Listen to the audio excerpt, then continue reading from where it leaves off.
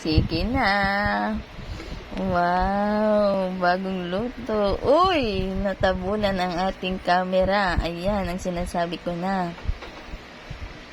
Ayan, kain tayo, Kalodi.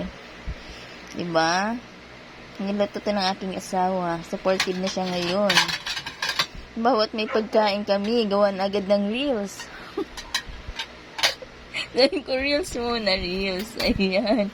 Kain tayo para sa hapunan. O, diba? Ayan. Siya na nagluto para may pang-reels daw kami. Ayan. Thank you sa laging panunood ng mga videos ko. Thank you. Ayan. Kain tayo. Diba? O, pwede na to. Mga ano lang. Ayan.